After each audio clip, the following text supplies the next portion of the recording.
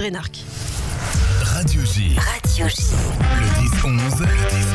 Lise Gutmann. Radio J. Radio J. Cette semaine dans Actu J. Radio J. Alexis Lacroix, bonjour. Bonjour Lise, Boker Tov. Boker Tov, merci d'être avec nous ce matin. On va commencer, Alexis, vous allez être étonné, je vais lire la fin de votre édito. À l'heure où nous bouclons ces éditions, nul ne peut en prédire l'issue comme le terme. Dans les jours qui viennent, l'Amérique qui a aidé à abattre des missiles visant le territoire israélien pourrait modifier les contours du conflit et hâter la reddition de l'Iran en s'y impliquant plus directement. Où en est-on ? On est dans l'hésitation, je crois, oui. caractéristique de Donald Trump, qui n'a pas renoncé probablement à une issue diplomatique qui consisterait à contraindre l'Iran à une reddition, mais aussi à une négociation.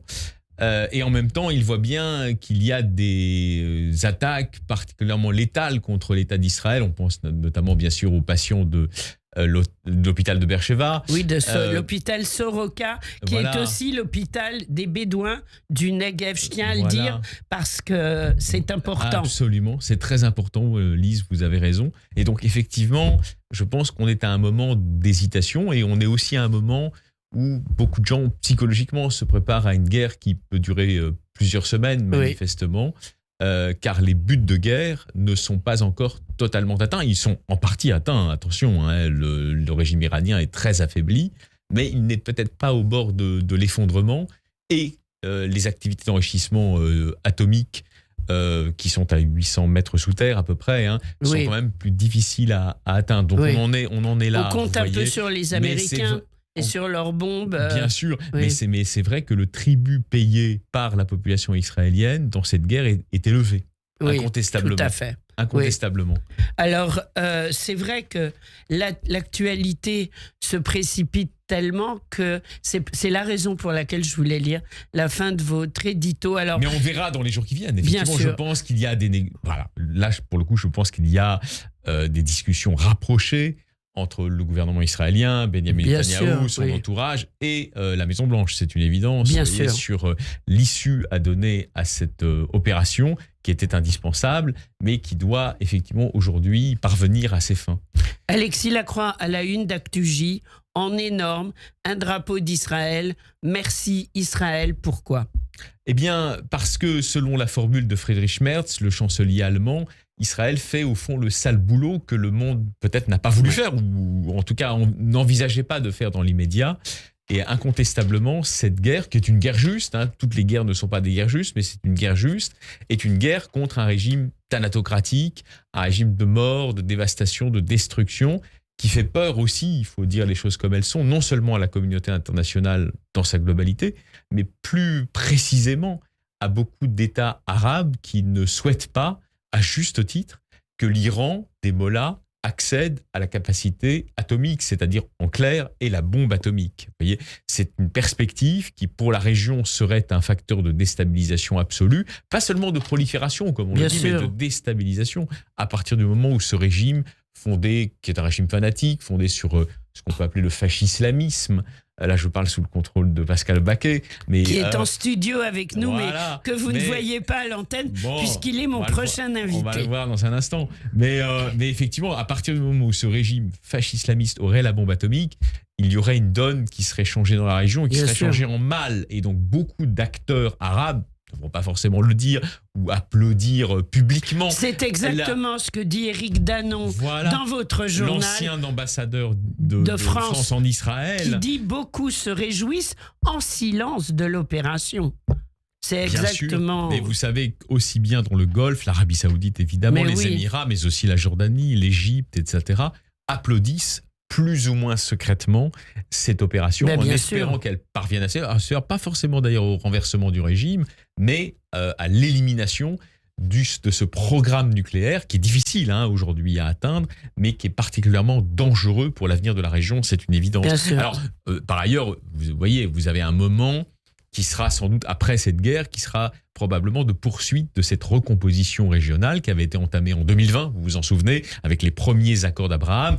l'intention, alors là, pour le coup, c'est raccord, hein, l'intention de Donald Trump, comme d'ailleurs du gouvernement israélien, c'est de parvenir à faire entrer l'Arabie Saoudite dans la plateforme de ces accords, moyennant, c'est vrai, une condition importante pour les Saoudiens, mais ça on verra dans un deuxième temps, qui est la reconnaissance d'un État de Palestine. Bien Comme sûr. vous savez, c'est la condition qu'ils mettent. On verra évidemment au sein du dernier numéro d'Actu-J, eh bien des infos qui finalement concernent toute une partie de la communauté qui ont de la famille là-bas. Voilà. Israël sous les missiles des nuits blanches. Tout à fait. Et C'est plusieurs important, des témoignages. C'est important, la solidarité, hein, la hardoute a toujours fait la force du peuple juif dans des situations de défis existentiels. Et nous avons interviewé d'ailleurs Maria Acha Drake, qui était Bien ici sûr. sur cette antenne, et Kalita, l'organisation Kalita, qui est un parapluie regroupant beaucoup d'associations philanthropiques en Israël, se mobilise aussi pour venir en Pour aide les aux Olim, Voilà. mais bien sûr. Alors, il y a beaucoup de Français, de citoyens français coincés en Israël. J'imagine que ça fera l'objet d'un article dans Bien le sûr. prochain numéro. Bien Pour sûr. l'instant, ils Bien sont sûr. vraiment coincés. Ah bah, si vous voulez, oui, c'est très difficile actuellement de, Oui, de trouver de un quitter, avion, hein, oui. voilà, par définition. Donc effectivement, on peut dire qu'ils sont coincés. Je ne sais pas si le mot est approprié, mais vous Bien avez sûr. raison. Voilà, c'est. Bah, si coincés, s'ils sont touristes et qu'ils ne peuvent pas rentrer. On est d'accord, absolument.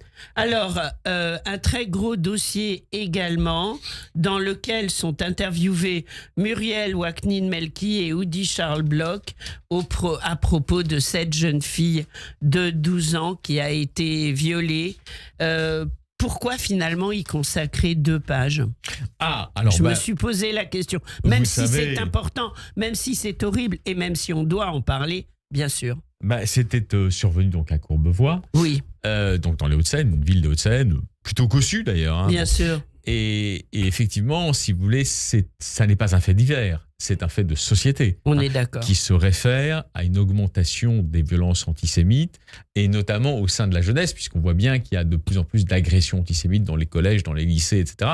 Là, c'est une forme paroxystique, mais si nous voulions mettre le projecteur là-dessus, c'est aussi pour dire qu'il ne peut pas y avoir d'impunité au passage à l'acte antisémite. Et de ce point de vue-là, évidemment, cette petite fille qui a été victime d'un viol, à partir du moment d'ailleurs où son agresseur a découvert qu'elle était juive, ça mérite, si vous voulez, une prise de conscience collective, et ça s'inscrit plus largement dans tout un travail que nous devons faire pour sensibiliser à cette recrudescence, à cette augmentation absolument dramatique de l'antisémitisme sur le sol français, qui doit trouver aujourd'hui un coup d'arrêt.